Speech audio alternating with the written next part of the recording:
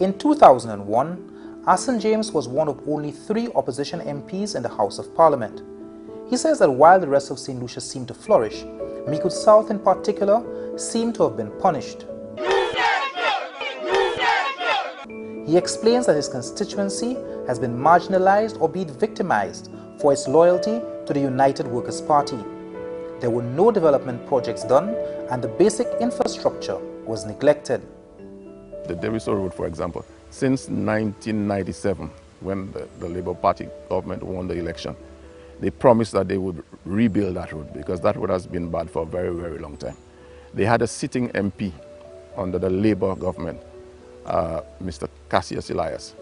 They promised they would do it, and it never happened. When I got in 2001, I reminded them, I wrote to them, I brought in the Minister of Communication and Works. He came to the constituency, he took pictures, he visited all our roads. In fact, not one road was fixed during that time, 1997 to 2006. So we were just actually squeezed out because we voted UWP in this constituency. The name Arsene James has never been synonymous with being a media cry-cry. Like a true parliamentary representative, even when his party was in opposition, he sought ways to empower his people through self-help and community-based development programs. I was able to get through the Youth and Sports Council of Deriso, get some finance from the French government to do a few projects. One was to put drainage on the Deriso combined field, Deriso field, because it was waterlogged. Water was destroying the field. So we were able to get some money to put drains around that field. We were also able to get some monies to do some repairs to the Lacoville multi-purpose center, but we call it community center. According to James, the neglect of Micoud South under the St. Lucia Labour Party had festered to the point where essential services like water supply reached crisis proportion. We had a tank, a water tank, that needed to be replaced because it got rotten and had to be abandoned. And it took us 3 years. After agitation and agitation, it took 3 years to replace that water tank. All they gave us was 2 small 100-gallon water tanks. And you know that water tanks had to supply water to the Deriso community, to the Tiroshe community, and definitely we had a lot of problems with water. It took 3 years. In 2006, 2,000 voters in Micoud South expressed their confidence in Arsene James and their tikwa would cast in his favor. He was charged with the mandate to develop policies and programs which would significantly enhance the lives of residents. It would be his first taste of being in power with the full support of his government. After 5 years, what can Arsene James show?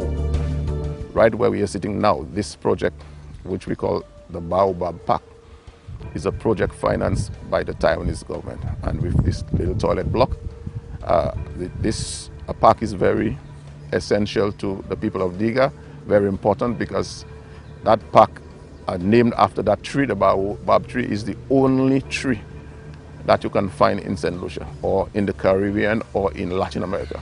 This tree is a native tree of Africa and it has a lifespan up to about 6,000 years. The baobab tree is known as a tree of life, and with good reason too. It is capable of providing shelter, food and water to humans and animals alike in the African savanna.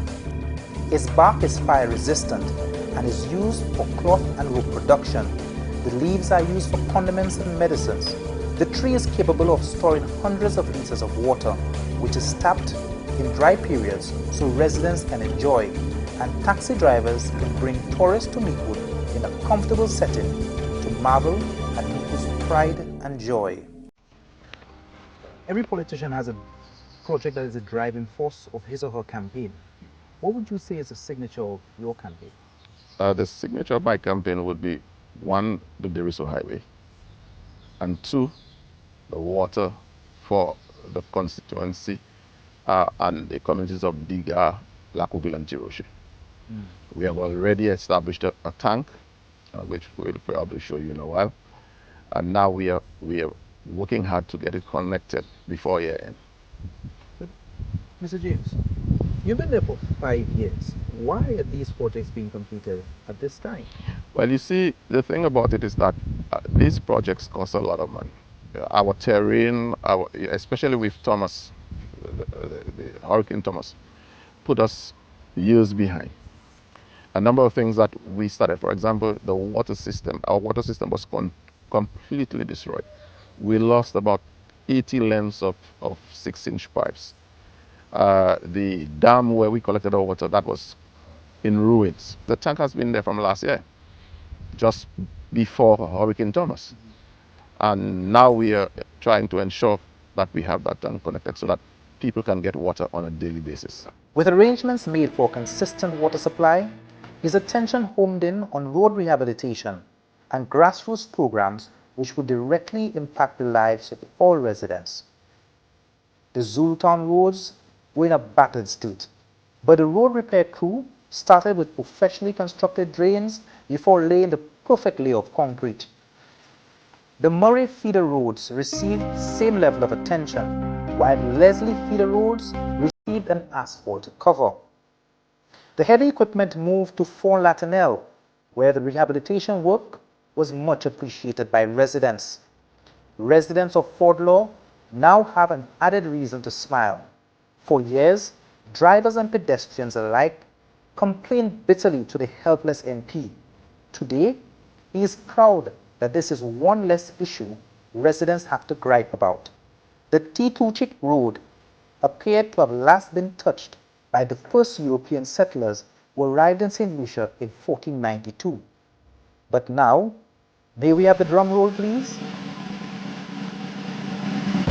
They say it's the little things in life that matter. And God will bless him. That is the blessing I give him today. He helped me already. I cannot say nothing on him. He's a good man.